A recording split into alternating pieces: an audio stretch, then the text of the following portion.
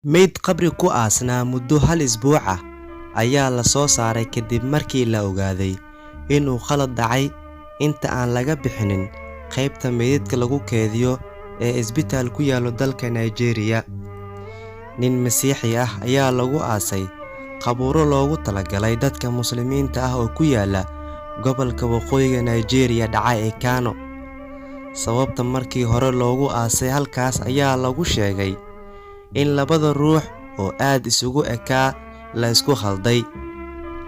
Aminu Adam oo ah imaamka guud ee bulshada ku dhaqan bartamaha gobolka Kano ayaa sheegay inuu isagu qaatay mas'uuliyadda jahwareerkii dhacay. Waxaana loo sheegay in Cabdullaahi Obinwa oo meydkiisu ku jiray qaanada lambarka 22aad qaybta meydadka lagu keydiyo.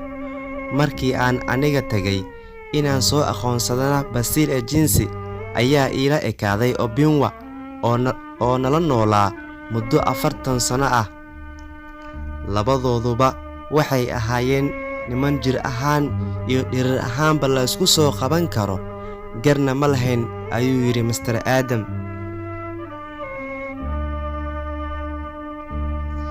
Marka aan weydiiyey mid ka mid ah shaqaalaha qaybta meydadka lagu keydiyo ee isbitaalka, waxay ii sheegeen in mararka qaarkood ay meydadka ka xiiraan garka.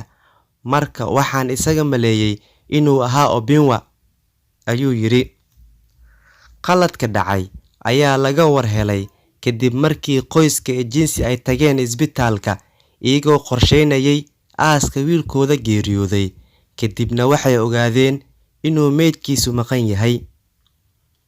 Kadib markii ay xaqiijiyeen in lagu aasay qabuuraha Muslimiinta, waxay u dacwoodeen maxkamad taasoo u ogolaatay inay soo baxsadaan meydka. Qoyska Ejinsi waxay heleen meydkiisa, laakiin waxaan ilaa hadda meena lagu sheegin meydka Cabdullaahi oo weli la raadinayo. Maamulka isbitaalka Aminu Kano oo ah meesha uu qaladkan dad badan ka yaabiyay ka dhacay ayaa sheegay inay hadda baaritaan wadaan.